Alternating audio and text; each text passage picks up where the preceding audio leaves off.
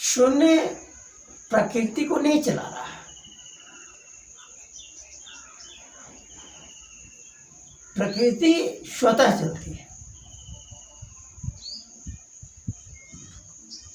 जब हम शून्य का ध्यान करते हैं, शून्य की गणना करते हैं, तो प्रकृति का अन्य पक्ष गौण हो जाता है, मस्तिष्क को बदल देता है। शून्य इसी तरह शून्य नहीं बदलता है, लेकिन शून्य के चिंतन के वजह से मस्तिष्क में स्वतः बदलाव आता है। दूसरे अन्य कृति की ओर, दूसरे अन्य कार्य की ओर रोकता है। जैसे किसान जब खेत पटाने के लिए नाली का निर्माण करता है,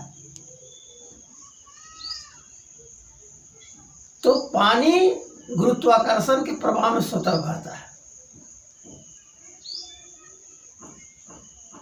जहां भी ऊंची जगह रहती है, पानी रुक जाता है। हम जान जाते हैं कि यहाँ पर ऊंचा जगह है, और मिट्टी को हटा करके पानी को जाने का रास्ता बना देते हैं।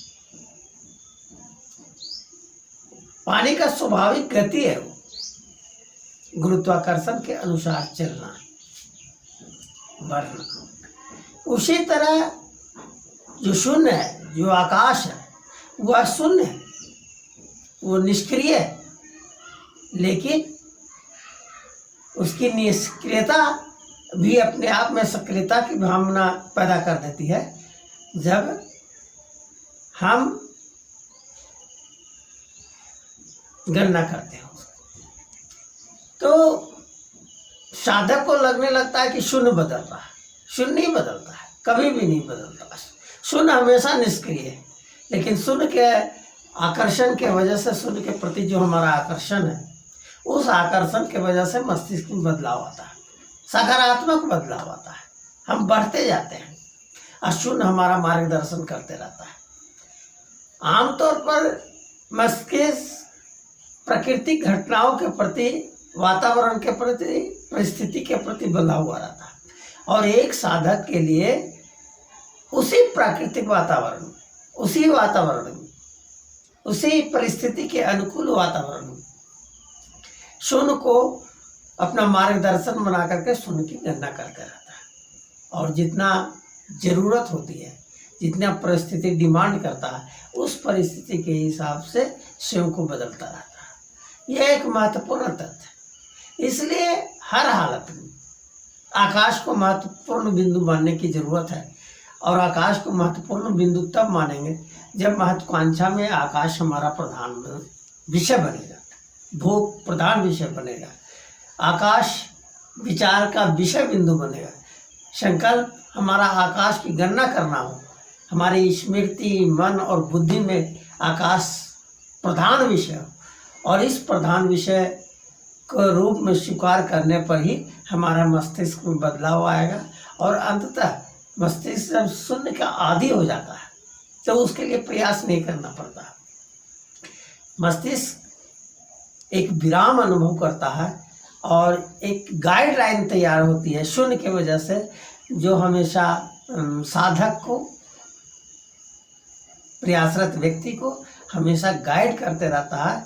और इस तरह से मस्तिष्क अंततः अखंडता की अनुभूति को प्राप्त कर लेता है। हम शून्य का गणना करते जाते हैं, और शून्य की गणना करते करते यह लगता है कि वह केंद्रीय विषय है, और वह अस्थिर विषय है, और उसके बगैर जीवन नहीं हम जी सकते हैं।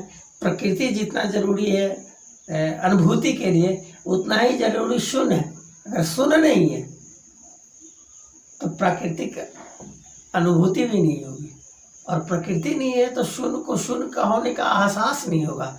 यही परम सत्य है। और यह साधक जब समझ जाता है, तो ज्ञान का द्वार खुल जाता है, मनुष्य ज्ञानी बन जाता है। और जो सामाजिक व्यवस्था है, जो प्रकृति से बिल्कुल चिंतन है बंधा हुआ, उस चिंतन से आस्ते आस्ते वो स्वयं को मुक्त करने लगता है। और यह मुक्ति सारी तरह की जो सामाजिक कुरीतियाँ हैं, सामाजिक व्यवस्था है, उससे से को वह मुक्त होने लगता है, एक स्वाभाविक दिशा की ओर बढ़ जाता है, ज्ञान की दिशा की ओर बढ़ जाता है। जहाँ सामान्य आदमी प्रकृति के आकर्षण में बंध जाता है, प्रकृति को ही प्रधान विषय बनाता है, केंद्रीय विषय मानता है, वहीं एक तत्ववेत्ता अखंडता का प्राप्त व्यक्ति शून्य को केंद्रीय विषय मानता है और सबसे महत्वपूर्ण विषय मानता है।